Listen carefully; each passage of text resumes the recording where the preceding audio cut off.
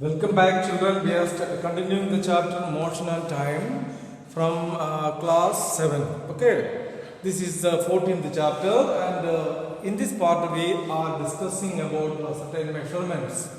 Okay, there were some earliest measurement of time or earliest method of measuring. People, that rotation of Earth around the sun, or you can also see rotation of Earth, takes to complete one rotation, we can say 24 hours to complete one rotation around the sun. The Earth takes 24 hours. It happens continuously, repeatedly. But in the ancient time, the 24 hours was measured right from the time of sunrise to the time of sunset. So, sunrise to the sunset constitute 24 hours. 24 hours a day. 24 hours a day. So, again we tell that the position of the sun varies throughout these 24 hours. And that between one sunrise and sunset one day, and 1 month was measured between the new moon and to the next. New moon to the next. 1 month we measured ancient time from one moon to the next. One full moon or one new moon to the next. One new moon to the next new moon. That constitutes 1 month. So, one day is the rotation of Earth, 24 hours around the sun. And 1 month, from one new moon to the next. That constitutes 1 month. And 1 year, it is the time taken by the Earth for one revolution around the Earth. Time taken by the Earth to complete one revolution around the Earth, that constitutes 24 hours. 1 year, that is 365 days. In ancient time, people used different types of devices for measuring time. A sand clock was used by Romans for measuring the time. From the large container, the sand will fall down to the small container. And what time it takes? This takes around a definite time, 24 hours or 10 hours, and they measured this and they used to measure the time. Okay, that is sand clock. Romans used it. But sundial was used long ago to measure the time of the day. Sundial. In sundial, you know that the position of the sun in a day varies from place to place.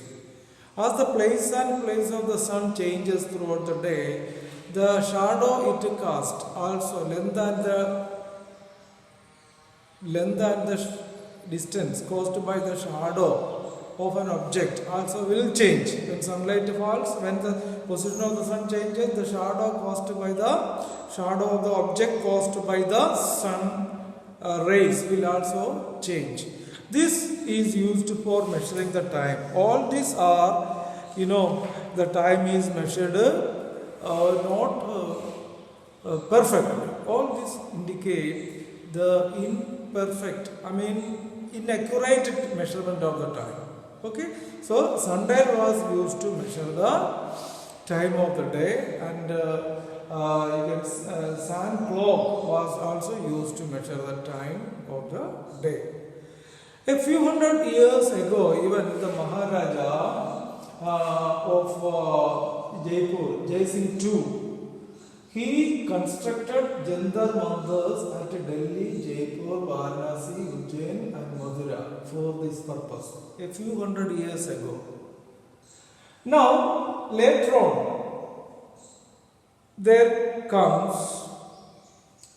a more accurate measurement of the time by the discovery of the simple pendulum by Galileo Galilei. So, simple pendulum was discovered by Galileo Galilei, and after that the time measurement was more accurate. Unlike the sundial or sand clock, which in accurately measure the time. The simple pendulum measure the time accurately. It was discovered by Galileo Galilei. In simple pendulum, we must understand, simple pendulum complete one to and from motion in exactly the same time. Simple pendulum take to and from movement in exactly the same time. So this is what is called oscillation. The periodic motion of the simple pendulum. The periodic motion of the simple pendulum is called oscillation. And the time taken for a complete oscillation is called time period. Actually, what is this time period or oscillation? In simple pendulum, we can see one thread of definite length, say 25 centimeter, is fixed on a hook or fixed in a strong position, and at the other end there was a metal ball that tied. Okay, that constitutes the simple pendulum. And the resting position is called 0. When a slight touch of this ball from the mean position 0, move the simple pendulum or ball to position A. And from A it will come to position O. From O to again go to position B, and it will come back to O. This constitutes one oscillation. So what constitutes one oscillation?